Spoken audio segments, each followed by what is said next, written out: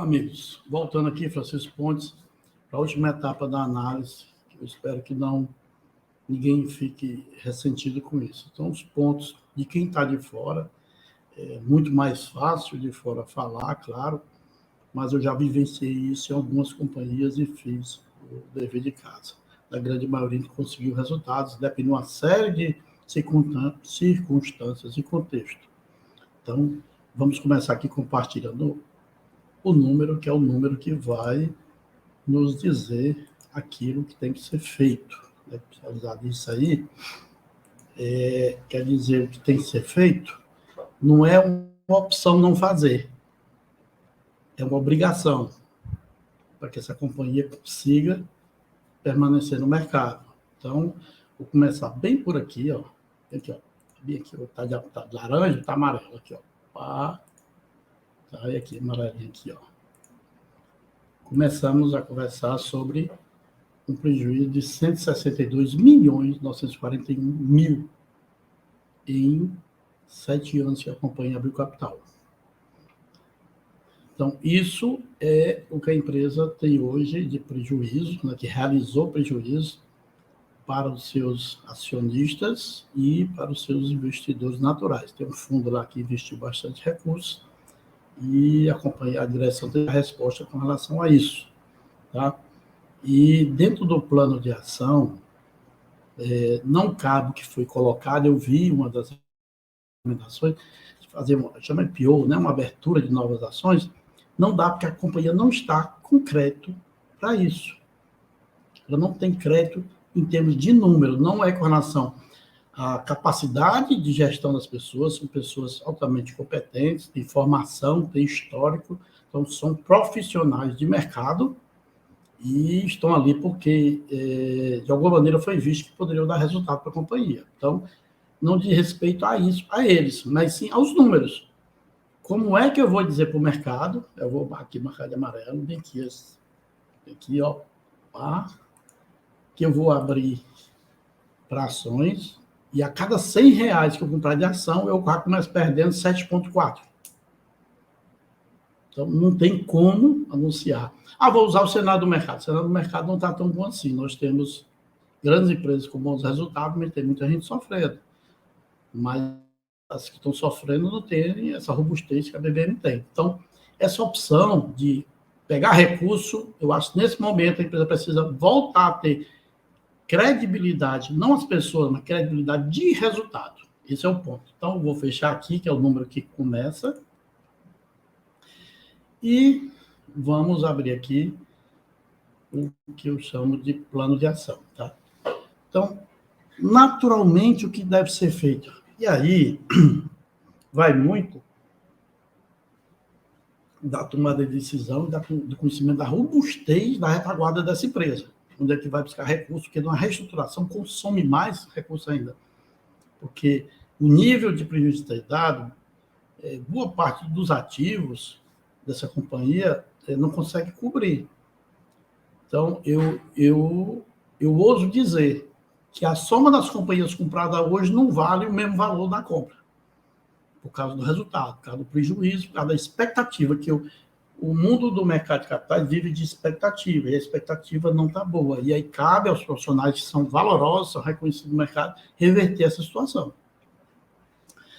Então, primeiro ponto, vou marcando aqui de amarelo conforme revisar todos os contratos com relação à sua precificação e alinhar com a prática do mercado. Qual é a prática do mercado? Porque eu estou escutando isso aqui porque uma vez um amigo criticou entre uma análise de uma empresa e outra, disse, rapaz, tu não sugere, só critica, então vamos ver aqui, vamos dar um caminhozinho aqui para, pelo menos, de quem está de fora, né, com uma dor de cabeça menor do que quem está dentro, mas a carga fracionada, o mínimo ideal, para quem trabalha fracionado, e aqui diz respeito à aquisição da Translovato, ela tem que trabalhar no lucro bruto, sobre a receita, entre 20% e 25% sobre a receita líquida. No mínimo 20%. E a companhia, na média, está com 6%. E vem piorando. Na carga fechada, tem alguns contratos de carga fechada lá, mais condensada, que era aí o mercado aí da Lag, um pouquinho mais, no mínimo 15. A companhia está com 6, alguma coisa. Então, esse é o dever de casa. O que é que vai fazer?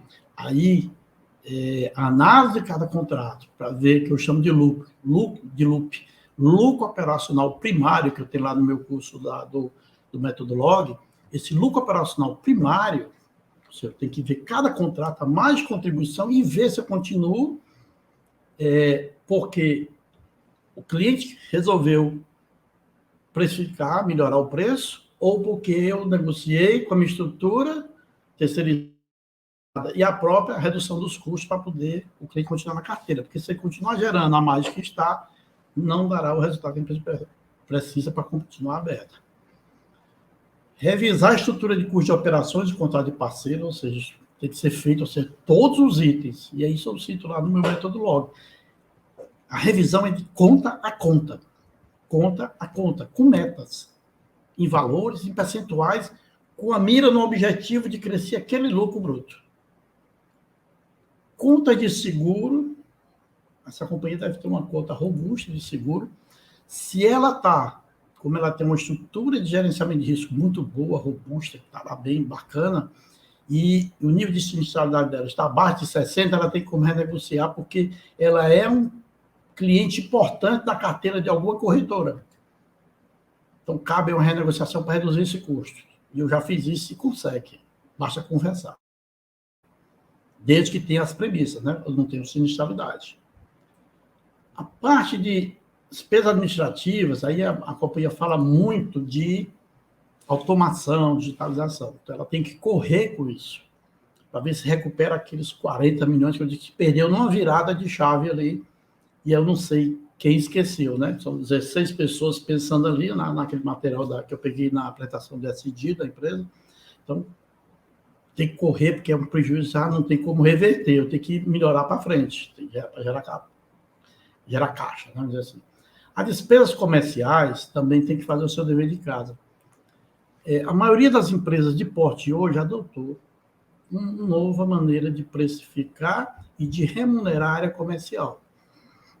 Então, a área comercial, se ela está em média ali custando 1,8 a comissão, essa comissão normalmente está atrelada ao resultado de contribuição dos clientes. Vou dar um exemplo, eu devo ter um exemplo aqui. Se o cliente tem aqui uma margem de 20%, né, o seu contrato, um contrato saudável, ele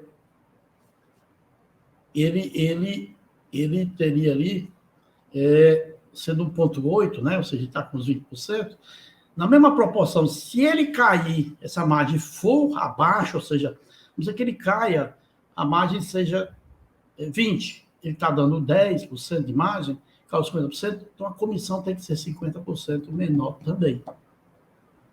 Essa é a contribuição do comercial. Por causa do volume, então, uma empresa robusta, essa carteira comercial tem grandes ganhos. E algumas companhias fizeram o dever de casa de aqueles vendedores que estão maior, fazer o dever de casa de conversar, renegociar, porque não é redução de salário, é redução de comissão pode ser feita, ou trocar aquele profissional, porque a carteira precisa de resultado. Então, aí eu consigo botar aí mais 0,5% a 1% de resultado para dentro da companhia.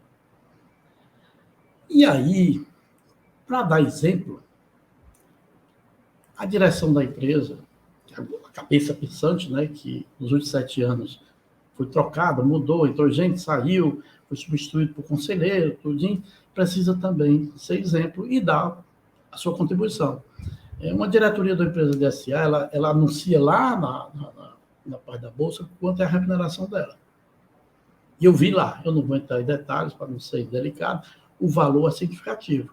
Então, na Assembleia, para dar exemplo, para a estrutura, para alinhar com a estrutura que esse dever de casa vai ser muito apertado. Essa estrutura, tá? Eu vou fechar aqui o compartilhamento para a gente conversar.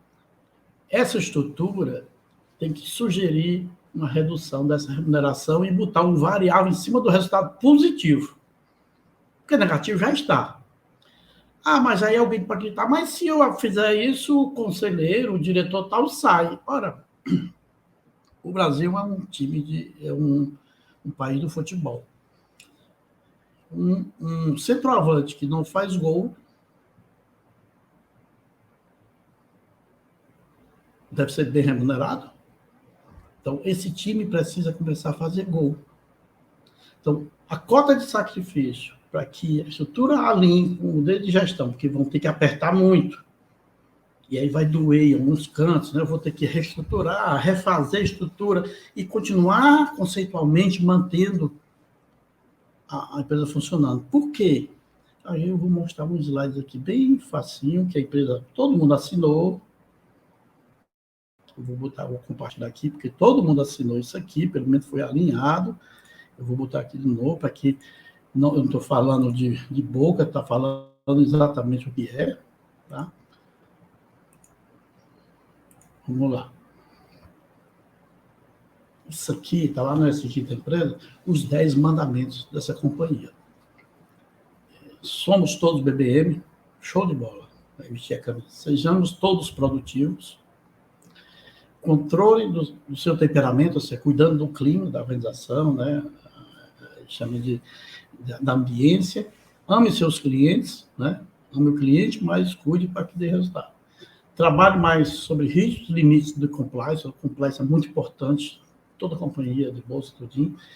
Escute, seja humilde, e aí vai precisar de muita humildade para assinar embaixo e entender que em algum momento alguém cometeu algum deslize e a gestão saiu da mão. Cuide dos custos da empresa. Esse mandamento, ele foi descumprido. Esse é um mandamento que precisa ser revisitado por toda a companhia, de cima até embaixo. Não crie paradigmas, dedique-se, comprometa-se, seja proativo, e aí a diretoria tem que ser o primeiro a ser proativo. Independente do que aconteça, fale a verdade e seja justo. Então, vamos compartilhar para a gente fechar aqui a nossa análise. Então, esse mandamento lá, o 6º, de respeito aos custos, é o que vai ser o alvo dessa companhia a partir de agora, janeiro, né? Estamos fechando janeiro, já essa semana, ela precisa fazer esse dever de casa. E a direção é o primeiro exemplo, e eu acredito que até a Assembleia, pode ser antes, porque isso é uma questão de se juntar todo mundo ali, não precisa ser todo mundo, basta uma parte, assina, tem que dar o primeiro exemplo. E aí, com relação à declaração que eu vi, o presidente da companhia, um cara muito sério, né? Todos são muito éticos, que essa companhia está competindo com a Júlio Simões, JSL. Não é concorrente da JSL. A BBM ela é uma empresa alinhada mais com a Sequoia, e no nível de mercado, com empresas em termos de faturamento, uma Braspress, uma Rodonaves, empresas desse porte. Só que a Braspress e a Rodonaves estão dando lucro. A Sequoia está com um projeto de reestruturação que uma BBM vai ter que fazer urgente, semelhante a Sequoia. A Júlio Simões, a JSL, deve fechar mais de 10 bi esse ano. Então, uma empresa que representa 1/5 do receita não é concorrente. Então, e ela cumpre o dever um pouco melhor na transparência ali, né? E a JSL pertence a um grupo de 25 bi ano. Então, a BBM tem um dever de casa muito forte para fazer, para voltar a ter credibilidade, não das pessoas, mas dos números, para poder ela ir para a Bolsa de novo, para pegar recursos, porque eu tenho minhas dúvidas se você, com o discurso que a cada 100 você vai perder 7,4 e não vê uma luz no final do túnel, e tem que ser muito mais claro. Então, isso é um dever de casa, e eu acredito que a equipe é muito competente, basta